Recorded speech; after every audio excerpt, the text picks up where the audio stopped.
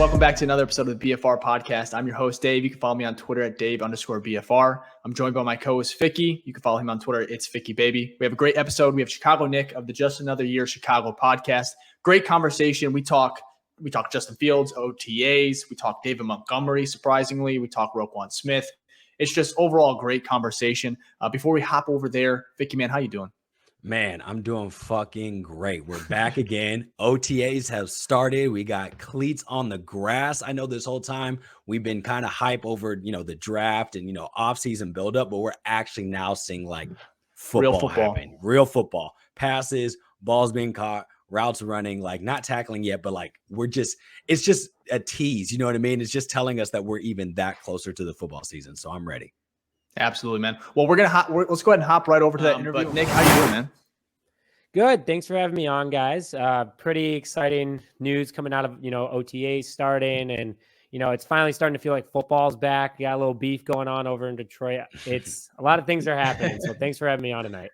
Absolutely, man. Yeah, I mean, we're going to get to all of that real quick here. But Nic, can you just tell us a little bit about yourself? How long have you been doing this? Where can we find you? Like, what's your YouTube channel name? And then any content recently that you've been kind of working on that you're excited about? Yeah, absolutely. So I'm Nic. I go by Chicago Nic without a K. You can find me on Twitter. You can find me on Instagram. But I'm part of Just Another Year Chicago. So Just Another Year Chicago started in November of 2020. COVID hobby, a ton of channels did it. One day bought a mic off Amazon. It worked out really well. And it only takes one video. And I had one video that got like 500 views. And that just kind of like, you got me. Like, I'm going to keep doing this. So I've been doing it since November 2020. And it's been a hell of a ride. We cover mainly the Bears. We do a little bit of the Bulls. I have two other co-hosts, Tony and Nick. They come on every now and then. And then we cover all Bears news. So, draft prospects, draft picks, overall thoughts. We have some player interviews coming on. So some cool content, kind of like you were saying, that's coming out is we have Eric Kramer coming on, Bears former quarterback. He's the single season passing guy, the closest guy that ever got to 4,000 yards in the season. So we have him coming on. The episode will be up on May 24th, 2023. So excited about that. But a lot of things are going good, and it's a lot of fun. I love the Bears. I've loved the Bears since I was a kid. All this stuff behind me, I've been collecting all 26 years of being on this planet. So it's been a ride. Exciting. It's going to be an exciting season for sure. Awesome, man. Well, again, we'll have all your links in the description. So everyone be sure to check it out. Nic, speaking of kind of OTAs and Montgomery, we're going to start it here. We'll start with some positives. Justin Fields and DJ Moore. Apparently they were kind of lighting it up. Justin was going to DJ early today. And then I guess the best play of the day was actually a bomb to DJ Moore. It was a diving catch. I know you saw some of the chatter. What do you think of Justin Fields and DJ Moore? Are you excited? What's your thoughts, man? So I will start off with, so when the trade happened, I was actually at a bachelor party, and I was like, this is going to work because these guys definitely are going to have good chemistry. They're the same type of player. They never quit on a play. They have the championship mentality.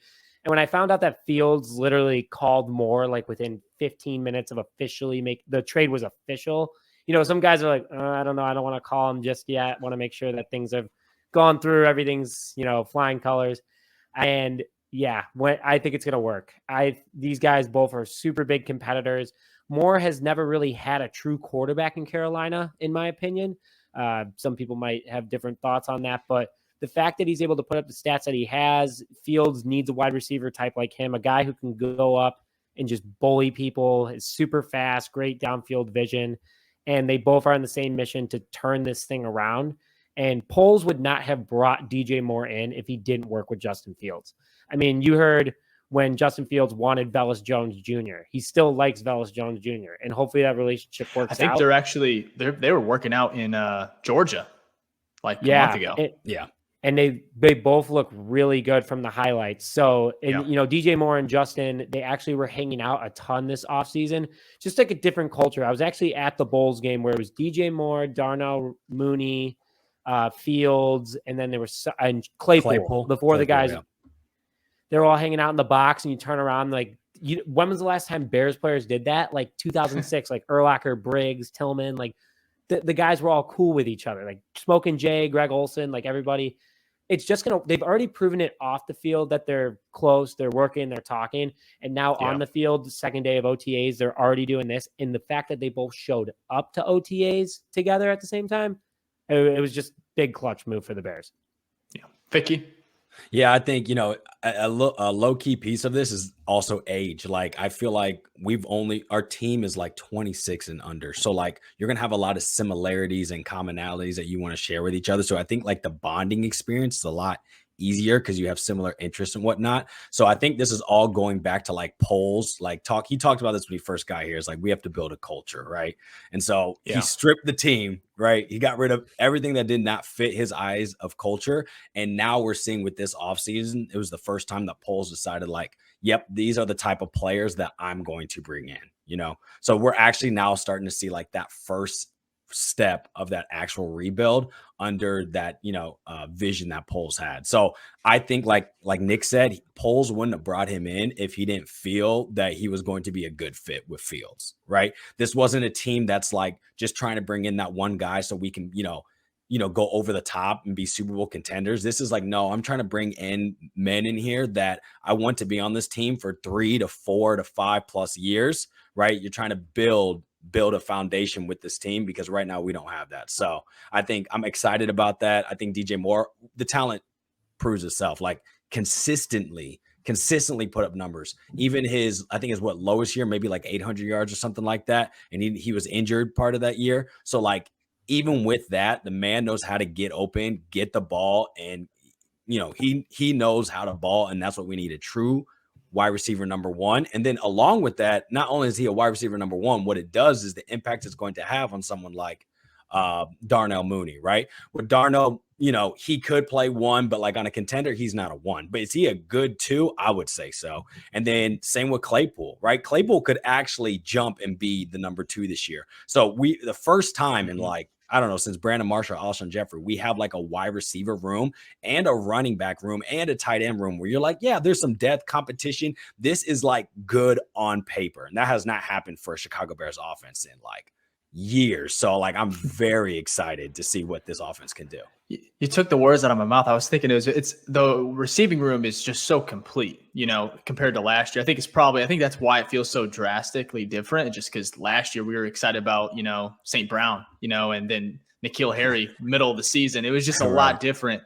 But I don't know if you guys seen it, but in regards to the DJ Moore trade, Nick, you were talking about, apparently Fields, when he woke up, we knew he woke up and checked his phone, but there was a new detail that he actually thought he got traded.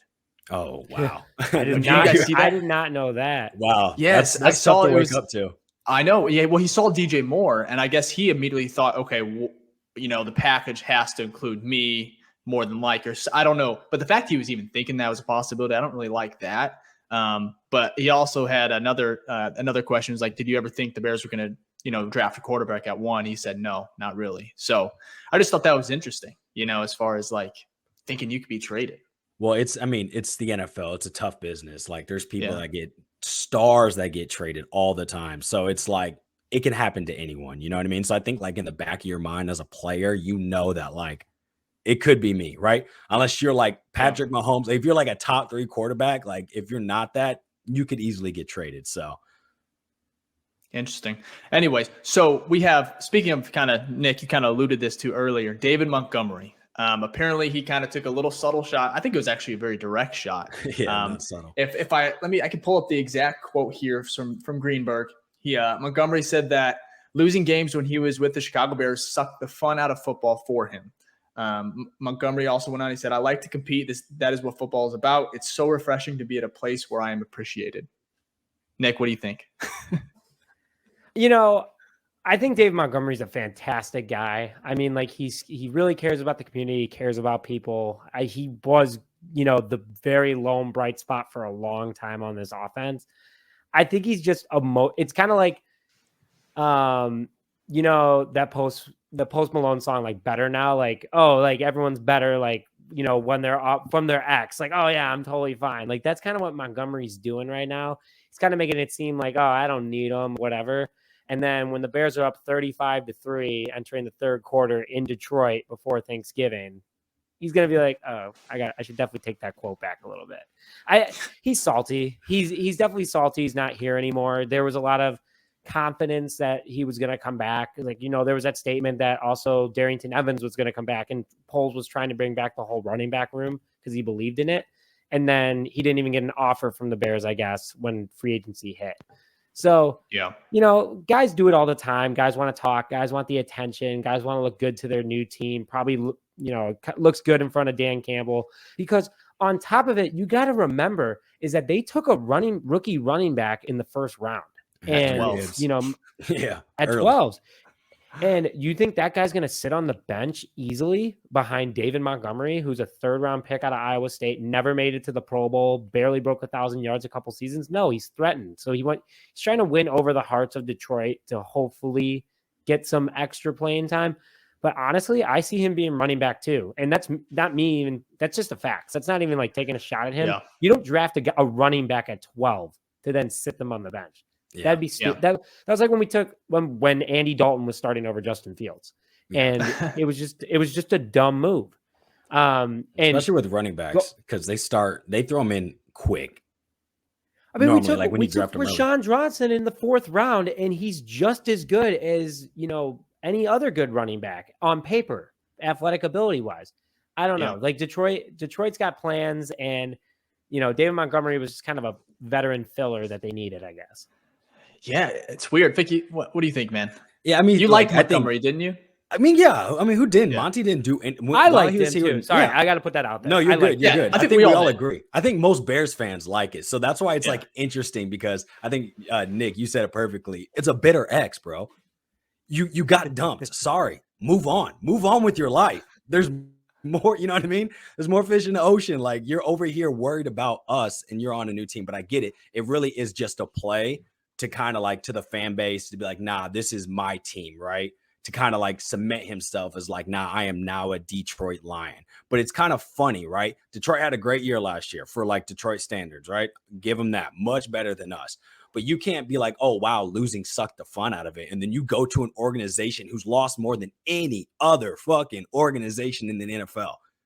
They could easily regress this year, and then you're literally in the same boat. So, like, David Montgomery wasn't even alive when Detroit won their last playoff. Bro, come on. Just want to put that out there. And there's he said that they sucked the fun, like losing games in Chicago was tough, sucked the fun out of it. Detroit, I think the last 4 years lost 25 games, and the Bears have lost 20.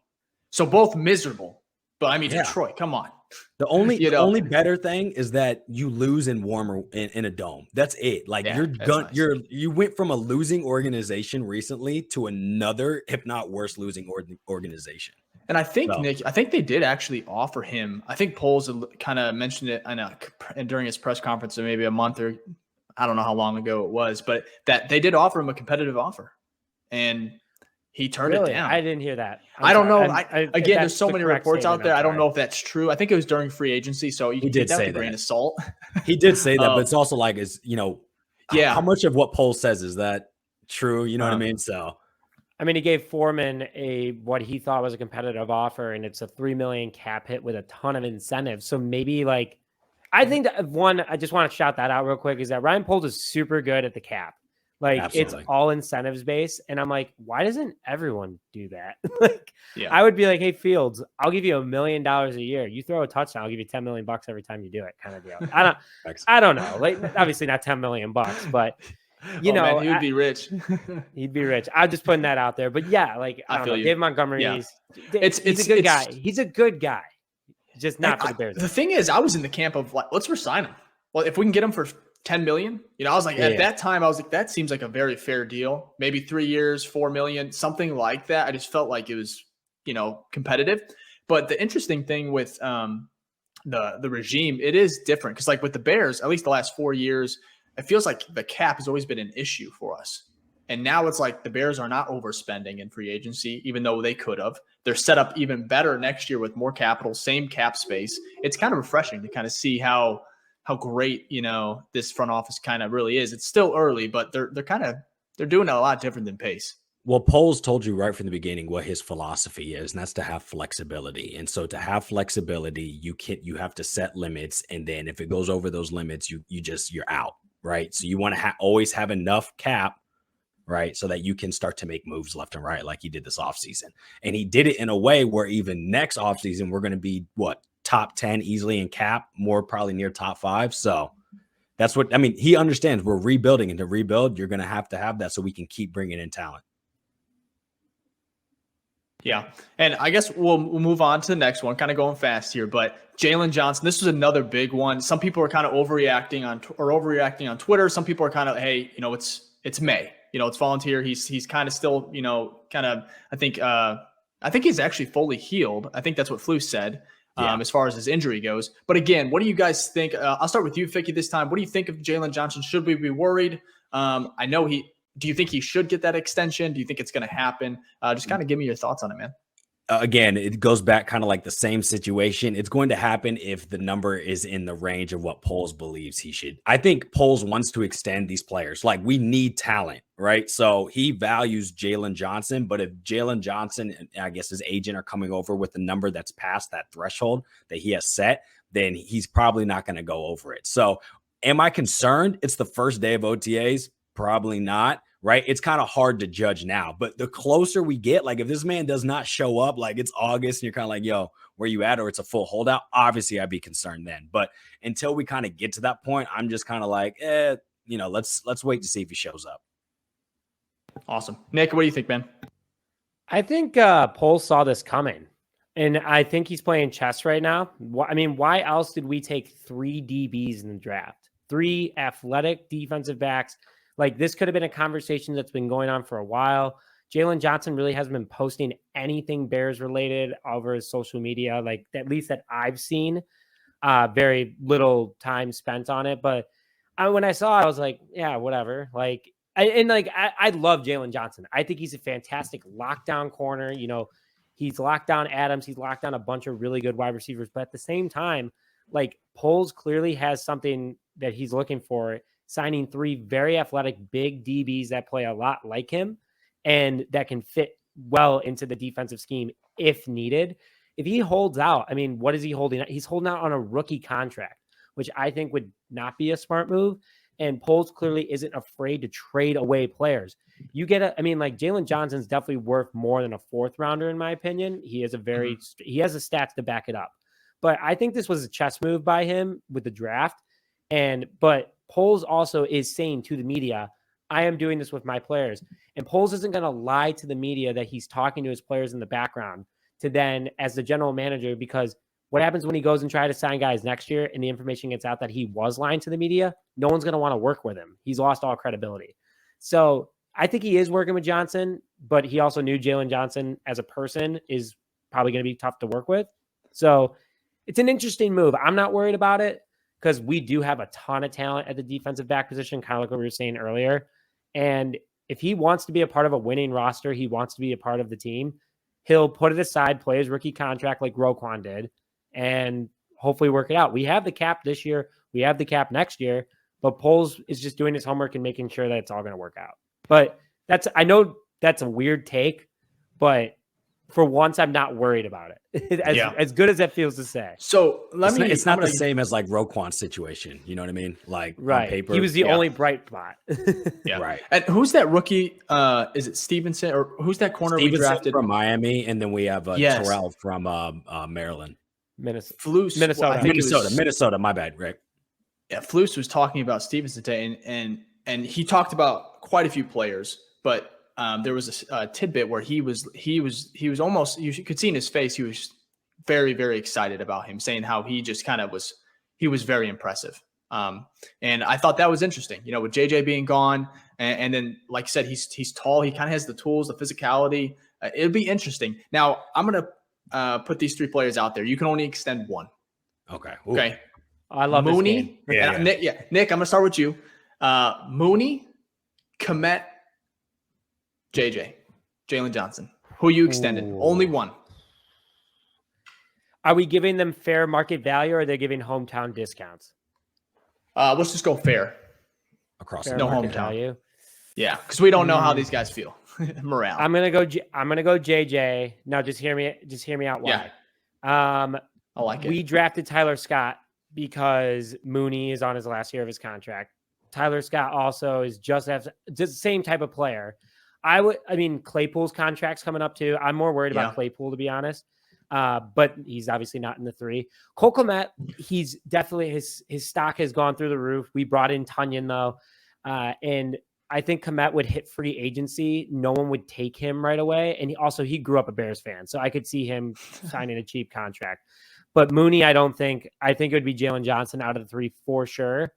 Just because of his raw talent. Yeah, premium position, raw talent. It's much harder to go out and find a good defensive back versus a wide receiver or a tight end.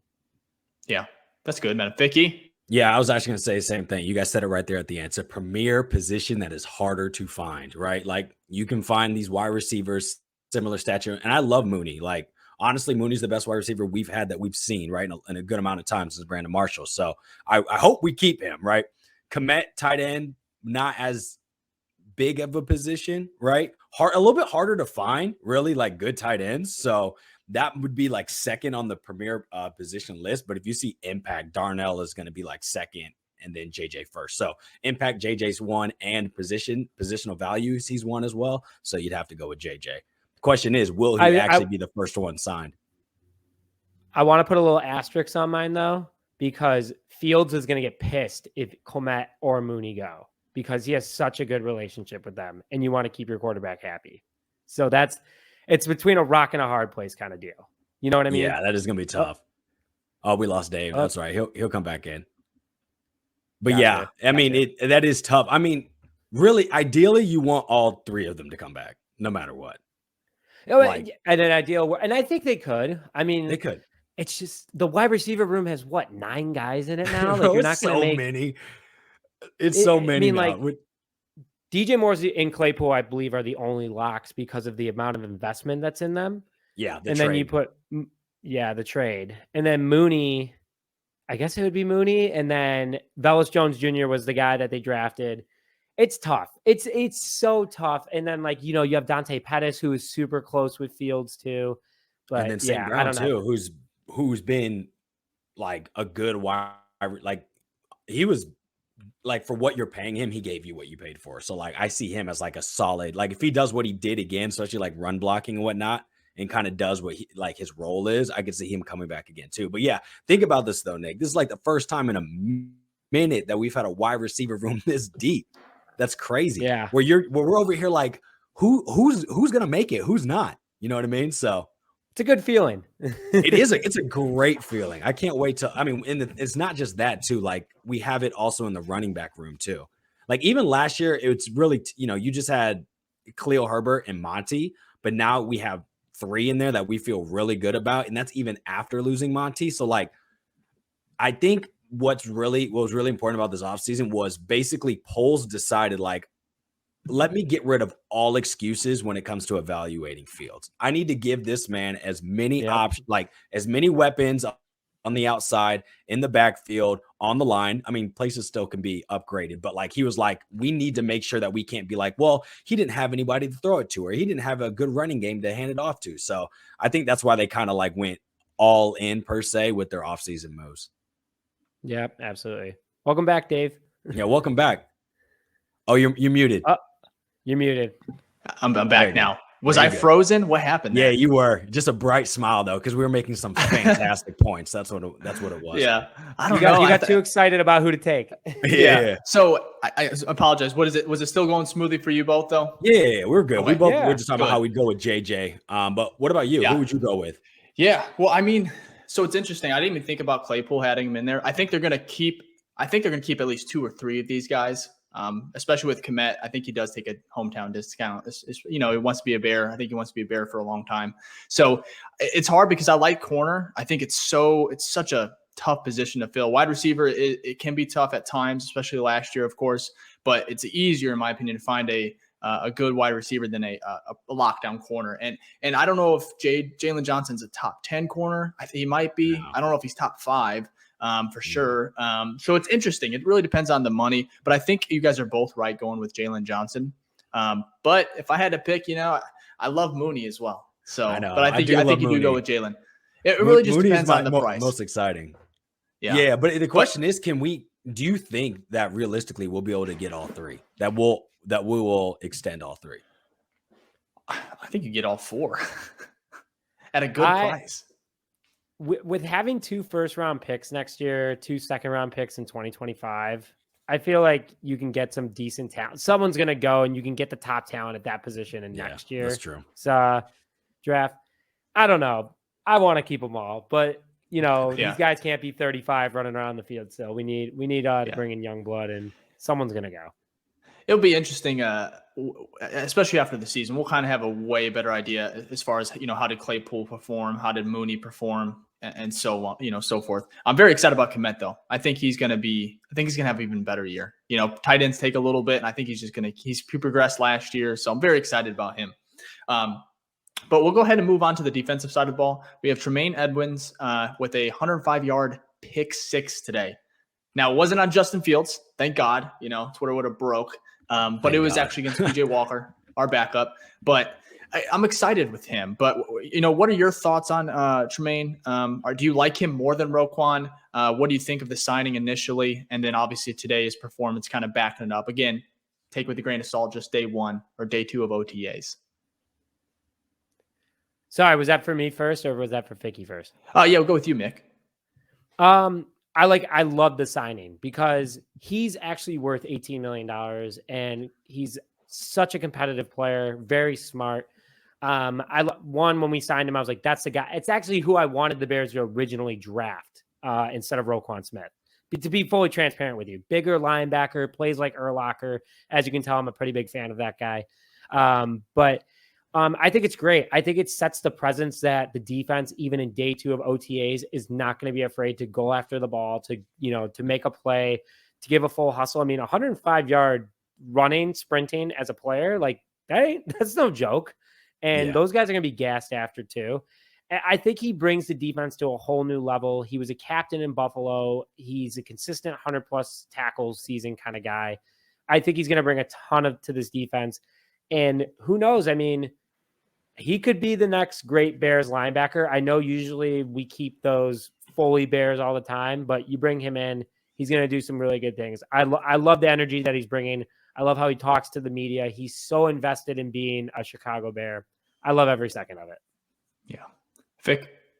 Yeah, I would have to say, I think, like you said, he mentioned Urlacher. He's built very much the same, and he's made for this Tampa 2 defense. What's important about the people we're bringing in is that these are people that Poles is saying, he's having conversations with the coaches and saying, hey, does this type of person fit your scheme? So I think it's even better because I think what he did in Buffalo is not even going to be compared to what he does here because I think he's going to be fit better for here. And a great example of that is like Roquan, right?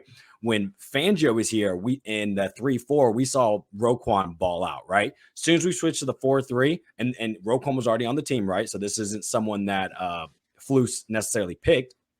We saw he didn't play exactly as good, right? But then when he went to the Ravens back to a 3-4, balls out, like all pro, right? And that was like just a change of week, a different system. It's not that he's not good, but there's a system where he got elevated. So I'm hoping anyways that Tremaine Edmonds kind of fits that mold of the Tampa 2 here, which I think he will, because as we've seen, it's worked before, and it's hard to compare him to Urlacher, obviously a Hall of Famer. But when you look at just stature, right, and the type of player he is, that is the type of player you want kind of guarding that coverage, middle of the field, deep third type of ordeal. So, yeah, no, absolutely. I agree. Real quick, do you think Roquan is better? Like who's better? You Tremaine? Edmonds. Yeah, Edmonds. Oh, that's tough. I mean, what we've seen so far, it's got to be Roquan. It's got, just because Roquan's at least been all pro. Has he been all pro once, maybe? I know he's been a Pro Bowler for sure. Not sure. I don't think he's all pro yet. Status. Yeah, so it's going to be interesting. But they're two both different in their players. second. Yeah, they are. They're two different, like one's a true middle linebacker. The other one's an off-ball linebacker. I am not denying that Roquan Smith is an insanely talented player. And I hope I'm not interrupting, but they are two separate guys. And, I have an episode coming out tomorrow with Eric Kramer. I kind of talked about it. He talks about the weaknesses that Roquan had that we as fans don't see, but as players see.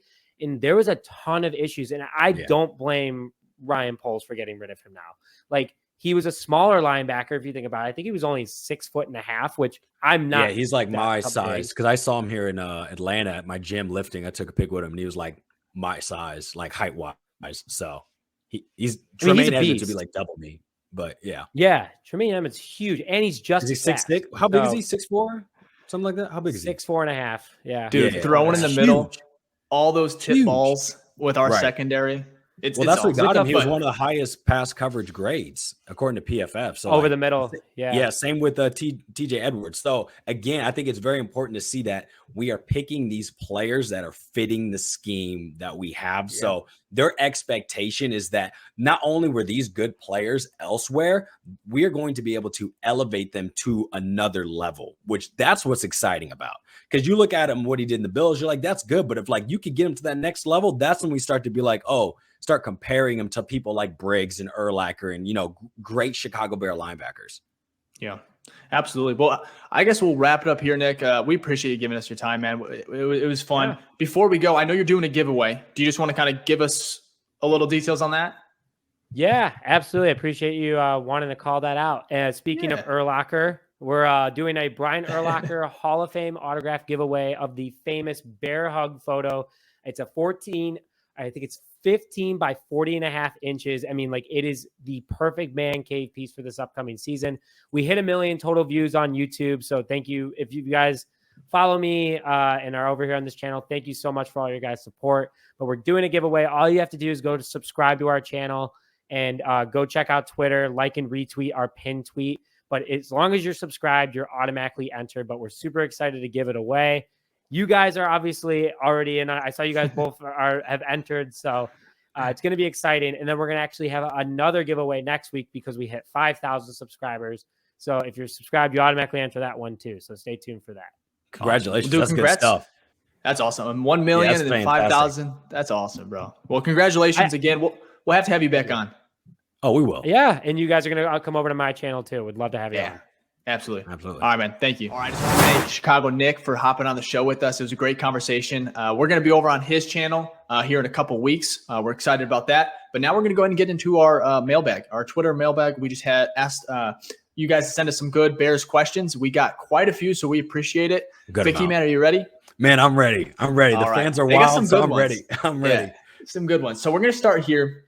This is with from AJ. She asked, who would you start at center? Cody, Lucas, Doug, or Dieter? Not sure if I said the last name right. Yeah, I think it is Dieter. Probably got to go Cody, right? Because if Cody's moving from guard, right, he's got to go somewhere. He's a starter. So based off the lineup, this is my expectation. What's gonna happen, especially based off OTAs, it's gonna be obviously you're gonna have the right tackle is gonna be Darnell Wright. Right guard is gonna be obviously Nate Davies that we signed. Center is gonna be Cody Whitehair, and then you're going to have Tevin move to left guard. Yeah. No, I think so. I kind of agree with all that. I think Lucas Patrick just being a reserve is great. That your line is in a great spot if that's the case. Yeah. To kind of go over where they were lined up today, we had the line was pretty much at center was Whitehair. It went Jenkins at left guard, Jones at left tackle, Carter, the rookie, late round. Well, Davis wasn't there too. Yep. So, right, he was not present, which he's starting, and people want to kind of talk about, what's going on there. Come on. He's a veteran. He's 26 years old. I would have liked to seen him, my personal preference. Absolutely. I want all the guys there, but again, it's May. He's got to check. Right. He just got a bag. He's going to be there. We're not worried about. He could have a planned vacation. He could be in Italy right now with his wife. Celebrating. And then we had Darnell Wright. Not a surprise at right tackle. No, and then left tackle Jones, which I forgot to mention earlier. But yeah. Yes, left tackle Jones. So interesting. I think you easily start with Cody Whitehair here. I think he's kind of proven guy. He's a veteran. He's going to help. It's going to be young. It's a young line. And you got to have a guy that's going to be kind of there to kind of, be there for the young guys. And I think Patrick's great. We didn't get to see him much last year with that injury, but I kind of like. Also, we forget Cody Whitehair's best position. His best years was at center. Like he had some snapping issues, but like the man's played the position before. So we went through Sam Mustipher for the last 2 years. Bro, you could put anybody out there. So and no offense to Sam. No, no, watching this. Yeah, highly doubt he's watching anything Bears related. Yeah, but yeah, I think we're good with Cody there, and then having your interior swing guy being Lucas Patrick. Yeah. So yeah, and then we have let's go into the next question here. This one's from our guy Camden. Am I saying that right? I think so, right? How do you? Yeah. What's his user? He's gonna kill us. So this is one of our. So we have a huge Bears group chat that we've had since like 2018. That's where me and you met. Yep, we met. Me and Vicky met there, but it's been going on for 4+ years. And this is our guy here. He's probably gonna make fun of us. He's probably gonna roast us, bro. Not being able to say his name correctly. But he had a great question. He said, "Who had the better chance at making the Bears roster, you or me? You or me?" Bro, neither of us are maybe like some water boy type shit, if that counts as the team. If I step on a field and get hit by Tremaine Edmonds, my body will fold like a lawn chair. Yeah. Well, I think I'm making the roster then because I'm going punter. I'm going kicker. I'm trying my best to make it there. That's my only shot. That's fair. Yeah, no, you have a better you have a better barrier of entry. That is 100% true. I got the build too. I got the build. I kind of fit right in. Anyways, that's a good question, but yeah, I think neither. That's probably the best way I think to it's go. Cademan. Thank God, man. Yeah, I knew that. Anyway, so we have next question again. Another gentleman, Sam. He's from our group chat as well. He said Velus versus Scott in minicamp. How big of a competition does that turn into, and who are you polling for? Great question. Man, that's tough. I'm probably polling for Velus more just because Scott is a rookie, and I'm kind of like, Velus kind of had a rough rookie year, so I kind of want to see like the pick turn out well. You know what I mean? Because at the end of the day, we want Velus to be a valuable piece on this team, right?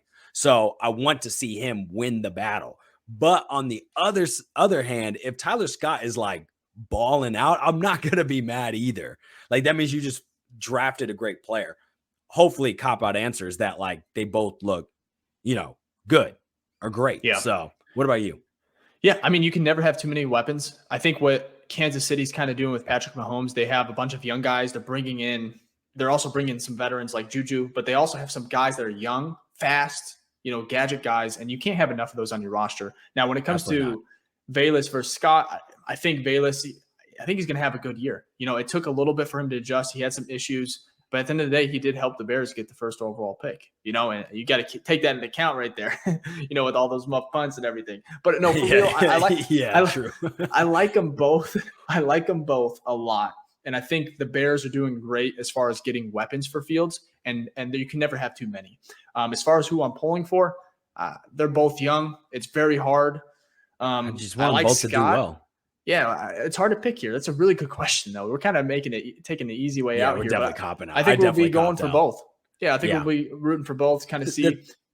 The thing is, too, like, it's not like I have like affinity for either of them, like so much like Mooney or something, right? Like, because you haven't seen enough. So there's not like, I don't know. I just want to, like, after this year, I feel like I have a better understanding of like who I want to like, if I had to like pick one to root for, you know what I mean? Velus didn't show enough last year, and Tyler Scott literally hasn't shown anything yet. So it's a little bit harder of a decision. I take it back. I'm rooting for Velus.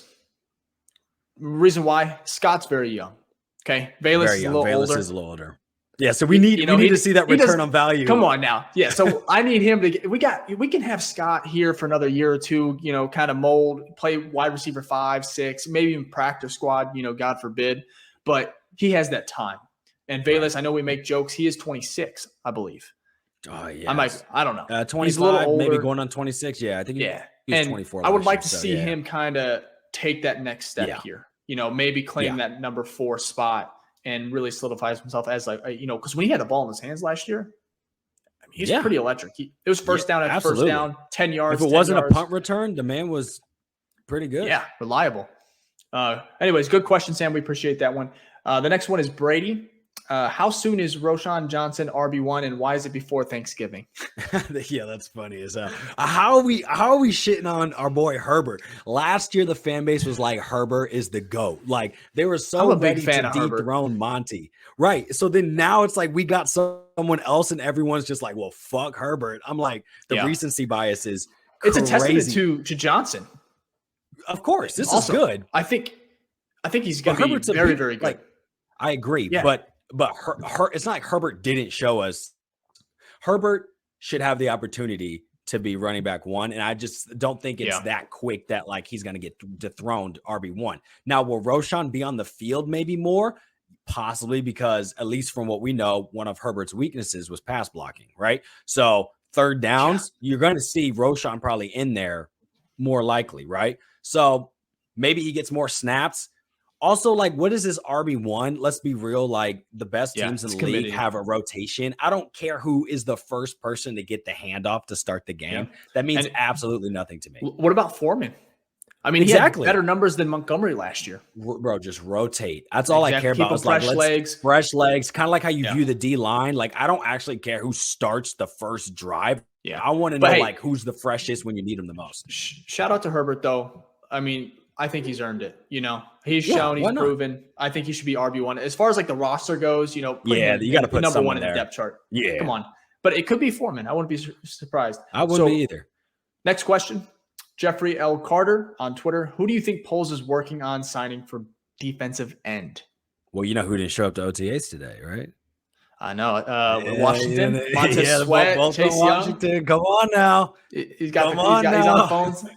Yeah, this might be another cop-out answer, but I have no idea because it's not gonna come. I don't see it because if you if you look at the formula Poles has done, which we talked about, like in the younger ages, he has in free agency. I don't think he took anyone older than 26. So why would he take 30-year-old Clowney?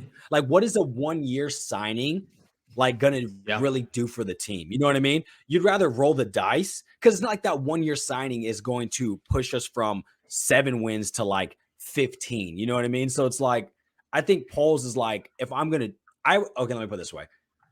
It's more likely that he trades for someone like Montez Sweat or Chase Young because of their productivity and age than it is for him to pick up a big name veteran. Now, if he picks up a veteran, it'll probably be like a lower end, cheaper deal, right? That's how I view it. He's not going to invest heavy on some big name veteran for a team that won 3 games last year. Come on now. Yeah, I'm trying to find my tweet here. Who is it? Yannick? Yannick Ngakoue. How do you say his name? Yannick Ngakoue. Yeah, Yannick Ngakoue. Yeah, I mean, that one would be a little bit, that one would make a little bit more sense. But again, we have to think that's someone who's a little bit older in age. I don't know his exact age. I think he's younger than Clowney by like a year or so. Maybe like 28 or something. A little bit more consistent, at least when it comes to sacking. Now, Clowney's a much better run defender, right? So I don't know what they value more in this type of scheme. But again, that would be like a 1-year deal. It's a flyer deal. Yeah. And it's like how much, if it's worth it, obviously, you know, if it fits their thresholds when it comes to like the price that they're willing to pay, the market value, then yeah, I can see it. But I see a trade 28. More likely happening. Yeah. He's 28. I think Clowney's 30. He was with the Colts in 2022, but that was before Flus, obviously. Yeah. Or that was after. Yeah. Right. Like, right? Yeah. That's another thing too. He's been on 4 teams in 4 years. Like, yeah. But 9.5 sacks last year. In 2021, the year before that, he had 10 sacks. He's had 8 every year or more. 8 every year. He's consistent. 28-year-old. I mean, we need it. So, like, I'm not against it. I'm just saying from Poles' viewpoint and how he views the team, I think he wants to go younger than he does older because it's not like that one missing piece. So, no, you're right.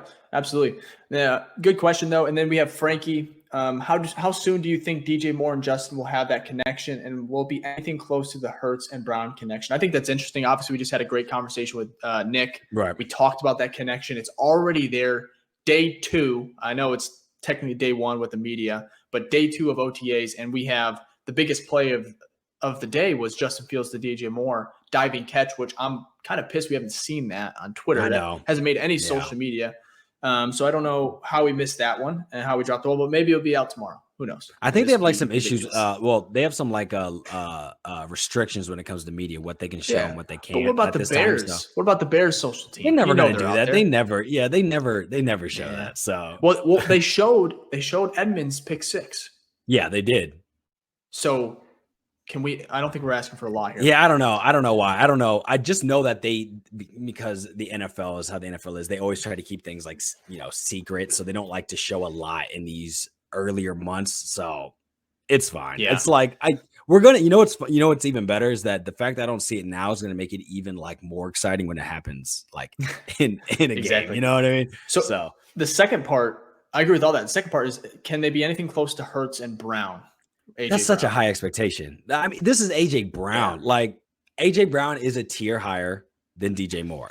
Can they be that? Sure. Also, Hurts is a tier higher than Justin Fields. So for now, you know what I mean? For now, going off with just the data we have or like the games we've seen. So no, absolutely. Could it be? But could it be? Maybe. I don't think it's.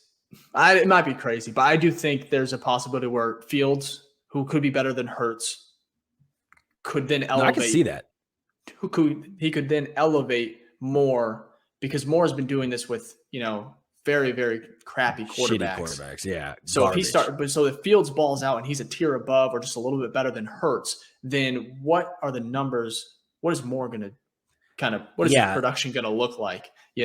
So I agree though. As right now, that's really high expectations. You kind of setting yourself up for disappointment there. But if they get close to that, hell yeah. Could he? Yeah, absolutely. If they do, like, I'll happily be wrong. Like that'll be a great season, and it's possible. But like again, you're setting expectations up to a dynamic duo that just went to the Super Bowl. So we got to remember we were the worst team in the NFL. So yeah, it's a really good question though. It is exciting already that we have this type of like hype already on day 2. And now this next question, again, it's kind of referring to the edges. Given that we still haven't signed an edge, and this is from Kirsten, do you think Allen Williams may supplement with a linebacker to play that role on select downs, maybe blitz more? She said Sanborn or Sewell, whoever is not Sam. And then Sewell has less lateral movement. Sanborn would make better sense here. So essentially using a linebacker. Yeah, so I don't see that. The only one that I could possibly see is like Sewell. I thought he was a freak. Yeah, they've talked because there's been talks about like he could possibly, not like from the Bears, obviously, but like other people that watch Sewell a lot and like, he could probably go down on like passing downs, like, like 3rd and 15 or something, put his hand in the dirt. But again, I don't know. I would have to see it, or I'd need confirmation from like Flus or Allen Williams to say that, because I don't think he even did that at Oregon. So yeah, I think it would take, it would be a little bit of an adjustment, and I don't think they're going to be able to do that this year, especially because the Bears, they're going to try. I mean, last year they tried to win games. This year, I think they're going to try and contend at least for the division. So as far as those experiments, I don't know if they're going to be as it's going to be as fluid, as far as experimentation with some of the players. But another thing though too is maybe because you do have a lot of linebackers, right? So hopefully they don't get injured. If Sewell's not getting like, snaps, then maybe he does become that development where he does work on some D-line stuff. But I don't know if I would see that happening like in a game. Because again, we did sign a DN. We got Walker. And then we also have, we also have, they drafted one last year as well. That was a project. So they want to see him get on the field as well with D-Rob. You know what I mean? And you still have Travis Gibson. So I don't see them like throwing in someone like Sewell or Sanborn over guys that they drafted. Well, at least Dominique Robinson, and then Walker's going to be starter. So we'll wait and see. They might do it for some like trick packages and things like that, special plays, special downs, but not like, you're not going to see that like as a consistent type of setup. Yeah. And then again, there's a lot of edge questions. We have another one here. The Bears going to add another pass rusher. Feels like a lot of slow movement on the remaining free agents all around. I think everyone waiting till training camp. Yeah. Yeah. Because they're veterans. Yeah. Waiting for cuts. We're also number 1 on the waiver wire, which is very important. So like soon as a cut happens on someone else's team, we might snag them. You know what I mean? So I just think Poles is like chilling and kind of being like, there's no reason for me to force my hand. I don't have to yet. So, yeah. Again, a lot of edge questions. This one, because it's the worst part of our team. It's garbage. So out of the current Bears players who will be free agents after this, after this season, who do you think has the biggest prove it season? So I think he's talking about Mooney, Claypool, Kmet, and Jalen Johnson if extensions don't happen prior to the season. So is there anyone else, by the way, that is going to be a free agent? That's not man, off the top of my head. Yeah, I don't know. I don't think so. I think those are like the big four that we have to worry about. But yeah, who has the biggest prove it year? I would probably say Darnell for two reasons. One, they just drafted someone similar to him. That's could be a replacement. Two, he just came off injury, so like he's really got to show out. And I guess three is that they also got Claypool. So they just made a trade for Claypool. Scott. Yeah, so that Tyler Scott and they got Claypool, which they made an investment for on Claypool. So they want to try. It's DJ harder Moore. To cut losses. Yeah, harder to cut losses with something that they actively made a trade for on their players, right? Because at the end of the day, like the GMs they don't want to look bad. And it's like, no, I wanted these guys. So it's going to be harder for me to make a decision to let them go, especially after 1 year. You went and got Claypool off a second, and then you're like, nah, I'm done with that. Yeah. While Darnell Mooney's not your guy, and you just said, hey, look, I just found my guy in Tyler Scott. Now, hopefully that's not the case, and Mooney proves them all wrong and stays on the team. But like if I'm thinking from a GM perspective, I'm more likely going to keep the guys I brought in here versus the guys that were already here. Yeah. I mean, like I said, I'm trying to go with someone different just for conversation. I think Mooney is a great pick. I believe that Claypool has a little bit of, he was traded, his former team, we sent a second round pick. There's a lot of pressure there, and I think that's definitely as far as a prove it season. He wants that extension. I believe he wants to stay in Chicago. I think he likes Justin Fields. He talked about him today as well, during his presser anyways, but the connection with Claypool and Fields is improving. But I think one that I believe is already kind of seeing is Jalen Johnson. He's not here. We don't know why. I'm not going to read into it. But I believe he's the guy. I believe he believes in himself, that he sees himself as a, top 10, top 5 corner. He has that mentality. So he wants a payday. So as far as a prove it season, I don't know if he's going to get that extension early. And if he doesn't, he's going to be playing with a lot to prove, and corner is a premier position. I could see him having a lot of, motivation to have a great season. And then I think I would like to see him. I do like Jalen Johnson. We talked about him earlier. So but you're right though. Like Nick. prove it. It's really all of them. You know what I mean? There's maybe a lot of them. Actually. Kmet maybe not as much. I feel like obviously every year you got to prove it, right? Because it's the next man up league. Like you got to make sure you keep your spot. But I do feel like the pressure of Claypool is definitely heavy, and then the pressure of JJ because like they're all trying to get. The difference is these are all rookie contracts trying to get their first bag. So like the pressure of really trying to be good is very important because this is your first bag. You know what I mean? Yeah. After I think first bag's the hardest one to get. With Kmet, he's a hometown kid. He loves the Bears. I think he's going to be easier. It's going to be easier to sell him. Hey, let's stay in Chicago. Let's take a hometown discount. Let's keep it here for a couple of years. I think he's the most likely as far as an extension goes, just because of like how he's probably going to be first. He'll probably be the first one. And I think that I like him. I think Kmet, like you said, I think we talked about him earlier. I think he's going to have a great year. I think this is going to be a big one, especially with Justin Fields and all the weapons. And then the tight end room's gotten even better. But let's move on to the next question. This is a fun one. Should we re-sign Robbie Gould if given the opportunity? I believe he's still a free agent. He is. And I know he went on a couple podcasts. Let me take this one. Okay, go ahead. Go ahead. I'm passionate about that. Absolutely.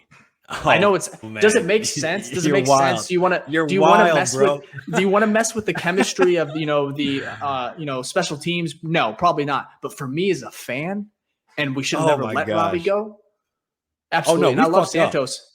I love Santos. Well, actually, I like Santos. Last year, he had the extra points. I think I don't know. He kept on missing. He missed a couple. He missed like 4. And he doesn't have a big leg. Not that Robbie's older. So does he have the leg that he used to be? I don't know. But as far as as a fan, and Robbie's always on the talk shows like you were talking about, I would love to see him back. He lives in Chicago. He wants to come back, but realistically, he said he even with Pace, he said like he wanted to come back, but no one ever.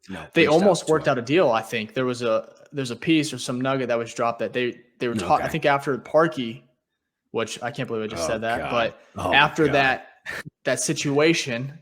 after that season, You ended mean early. the situation? What are you talking about? I don't think I know what you're referring to. So they talked about potentially bringing him back, and it just never worked out. Maybe financials, who knows? But Ryan Pace, that's one thing about him. You just love how he always swung, But he definitely swung. Anyways, so what do you think? You're probably mad? No. And I'll tell you, even for Robbie's sake, look, you're how people hold you up in Chicago. Like, I wouldn't want to. You went out like. They backed you up for two reasons. Legend. First off, like, you're legend here, right? Just for what you've done on the field, but then also people like put you in even higher legend the way you got treated, like not getting re-signed, right? So if you come here, just imagine, right? I'm not saying this is going to happen because he played above average in San Francisco, but imagine you come to Chicago and on your second tour and you're like, not so good, right? Mm-hmm. Then your name is like, it's not good. It's like when ex-players coach the team and then they're not good coaches and you're like, oh wow, you were such a great player, but now your name is tarnished. Yeah, I don't want that. Robbie, you did fine. I mean, you did great. We love you. Go kick for us. You know what you need to do? Go kick for a contender. Go get a ring. Go do something. Don't come here and kick for a team that's going to win 9 games. Come on now. Nah, 9 games might get you in the playoffs though. And then bounce out the first round. Sorry. Hey, I'll take a playoff game, man. I will, especially with Justin Fields at the helm. That means it's a good season. So that was from Dylan. We appreciate that question. This one's from it says Bears finished 17-0. I agree with that. But G Money sign is at. It says, do you think if Justin Fields can get the Bears a playoff win this year, he will deserve a big payday and be solidified as our QB for the next 5 to 8 years? Yes. Next question. No, I'm just kidding. But it's a great question. But that if he shows improvement, a playoff win, bro, a playoff win. Yes, he's getting the bag. Now, how much that bag is, I don't know. We have to see like what led to the playoffs, right? Because there's a lot of factors. This is a team sport. But if he balls out and we win a playoff game, this defense is not carrying him to a playoff win. The Chicago Bears win a playoff game, bro. Yeah, they might put up a banner now. Brinks truck and absolutely. I hope that's what we're talking about. Months from now. But next question. This one's Roshan Johnson. Like I said, we both like him. This is from Mike. What are reasonable expectations for Johnson? It's a great question, actually, because we don't even know how the load is going to be split. For me, honestly, if he's getting a third of the snaps. Like, there's 3 running backs. If you're getting a third or more as a rookie, I'd say it's pretty good, right? Because typically, if you're a rookie and there's already 2 running backs there, right, and you weren't drafted high, I'm thinking you may not even be getting the ball much, right? Because that could be the case. So if you're getting a third of them, that means they trust you enough to at least if you're getting a third of those, that means at least like 10 to 15% of those are like big plays. Not like that you're making, but you're on the field for important times of the game. And I think that's like huge for a rookie. It's less about the stats and more about just like they've built trust, or they view that you're valuable to be on the field on important downs. So over under 500 all-purpose yards for Johnson. I'll say under just because there's 2 other running backs. Like if he was 2, you know what I mean? And this is barring injuries. Right, of course. If there's an injury and he's getting all the snaps, then that's gonna be over. I say like maybe like 300, you know what I mean? But I think I would still be fine with that. Like if Herbert has like 800, 900 all purpose and Devontae Foreman has like 400 and then he has like 300, like I'm not gonna be mad. Like that's a great production of a running back room. You know what I mean? Yeah. I think I would probably go under 2 as of right now. But I mean, I wouldn't be shocked if he's 600-700 yards. We need to see more. It's so early. We don't know on the depth chart. But good question. Appreciate it, Mike. So we have logical Bears fan. If both Mooney and Claypool perform well, who do you let walk, or do you try to keep both? Man, try to keep both. If they both balled out, you can't. We have the money. And so if DJ Moore is doing well, that's what's so great about his contract. It allows you so much flexibility because he's not making top dollar, because he was already extended before we got him. And the Bears are loaded next year with capital and cap space. Picks, So if they're both playing well, absolutely keep them both. Yeah, you got to keep them both. We need as many weapons as possible. Yep. As many Exactly. weapons. And this one, this is from Connor Bedard. This is actually his name's Lucas, but he's a big Connor Bedard. Hawks got him, or they're going to draft him. Obviously, number one. Realistic Justin Fields stat line. I will just have fun here. You said realistic, and it's a realistic stat line. And Dave, your first thing was like, let's have fun here. Yeah, realistic. No, you're right. You're right. No, that's fair. Have fun. I'll go realistic. Like, I don't want my feelings. I don't want to be disappointed. And then you go like, I'm going floorish, and then you can go ceiling-ish. Okay. Yeah. So like, I'd say floor. I'm gonna say probably like 4,200 all-purpose, and I'm gonna say like 33 to 3,400 passing, and then like, what would that be? Like 7 to 8. I don't know if I did my math right. I said what, like 4,200 all purpose? Yeah. Let's say 4,200 all purpose, 33 to 34 passing, and then let's do like 7 to 8 rushing. Okay. And touchdowns, I don't know. Yeah, I mean, how many rushing touchdowns did he have last year? 7. Okay, then he'll probably have a little less than that. I'm gonna say 5. He had like 2 taken back too. Yeah, that's true. I'll say 4 to 5 rushing touchdowns, and he had what? 20 something, low 20 passing or something like that. I'm sorry if we don't have the stats. We don't have the stats right now, so I don't remember off the top of my head. But let's say 25 passing touchdowns and 12 interceptions. Okay. That's a 2-to-1 ratio-ish. So I'm gonna have to he's gonna have to have a MVP type. Bro, you said let's have fun, bro. You said let's have fun. I would say best case scenario, if everything goes well and he plays above, if he just plays to his potential and he has that Jalen Hurts type leap, I think 4,000 passing yards is achievable with what he has now. Like, let's have this guy be the Bears. Let's have the first Justin Fields be the first 4,000 yard passer in 2023. Build a statue. Yeah, Dave, build the statue now. So I'm gonna say 4,033 passing yards. Oh my God. Sorry. You said 4. I was like, he'll break 4,000. This man said 4,300. No, 4,033. Oh, okay. Yeah, not 4,300. Clips. I thought you said 4,300. I'm like, no. God. That's fine. And then give me 712 rushing yards. Getting specific here. Very, very detailed. So and then give me 20. I like 25 passing touchdowns, but give me 27 passing touchdowns. Okay, good. With again 8 rushing. 8 rushing. Okay. Because I think they're going to utilize him at the goal line because he is so gifted there. Yeah, that's fair. It's so hard to stop him. So it may be a passing play, right, like the Detroit one. We think about they Detroit may call one. it, but he might run over a guy just to get in. So how many interceptions? I said 12. So you're going. So I said 27. 27-8.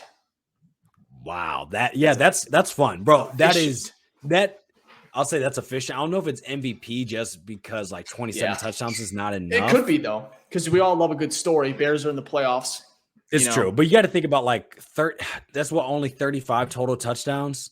So I might be lowballing that. Yeah, MVP you got to hit like 40 at least, right? Normally MVP is like 42 to like I think what Brady's record was like 54. At least that was all passing, but you got to hit like the 40 range to start to kind of get in that MVP conversation. So I don't know. Realistically, that's a fun one. He's not going to be an MVP, but that one is fun. But honestly, to be fair, both of those scenarios would be great. Yeah, those are both major improvements. We have, let's see here. Do we think Kari? I think it's blasting game will have more role in the passing game this year. This is from David Miller. It's a good question. That is a good question. He talked about how he want, there was plays for him to get the ball in the red zone. He just never got him. I can see it. I mean, it's always good to have that option, right? Third down and things like that. Like it's good to have it. So is he going to be a pivotal piece? No, he's there as a fullback, and a fullback's job is to block for running backs. So. Yeah, no, I agree with everything you just said. I think so. You can only go up from here. I think the Bears passing game, they had 20 minutes and did 28 plays today in OTAs. So 28 plays. in 20 minutes. Yeah, that's so fast. very, very good. And it shows that they're, 7-on-7s, it's a very big emphasis, and it should be, because the Bears, they have the weapons now. They should have an offensive line that could protect Fields and give him enough time. So I think he could have a touchdown or two even, in that red zone. And Flus talked about like how they want to focus on OTAs. And then also we have to remember OTAs is no pads allowed. So it's very hard to practice running if you can't block. Oh yeah. Like it, it's even in during the season, I feel like it's weird. Training camp, you don't want to hurt anybody. Right. So yeah. Anyway, and then we'll end it with this. Let's see here. This one's from, I think it's Boomal. I'm not sure if I'm saying that right. Who are the day one starters from our rookie class? Do we have any? Yes, we do. Javon Dexter. You said, do we have any? And Darnold Wright. Sorry. I was trying to think. I'm like, who's going to start? But yeah, Darnold Wright, obviously, I think that's a given, right? He is our starting right tackle. And this is all barring injury, right? Or barring injury, barring. And then Javon Dexter, I think it depends. I don't know if is he playing 3 or 1? Justin Jones is the starter for now, but I could see Javon Dexter being the starter. But other than that, I don't. Oh, and I'm tripping. Stevenson from Miami will be CB2. Yeah, that's my prediction. So we have. Would you be shocked if Johnson? Oh, Stevenson. Yeah, because like Johnson CB1. Kyler Gordon. Flus said yesterday that he's their inside guy, right? You see teams nowadays. That's not even a diss on Gordon. The teams nowadays are putting some of their best corners in the slot because now the NFL has like a lot of the wide receiver, the number ones are moving to the slot. So I can see him staying there. And then you have a Stevenson, the cornerback from Miami, being CB2. So 2 starters on defense possibly, and then 1 starter on offense. I agree with all that. I like Stevenson. It would be funny though if Johnson tops the chart, as far as RB1 come. I didn't even think we just had that, and I don't think so. I think Herbert obviously should get a kind of a sneaky, potentially could be starting day one, but depending on the hype and how he has, how he plays, training camp, OT, everything like that. Who knows? But I think that could potentially be another starter in this class. And then we got Pickens, probably not, but it's gonna be interesting. I just find it if it was 1 running back, like I could see it because you only have to beat out 1 person, but this man beating out also a veteran. Foreman.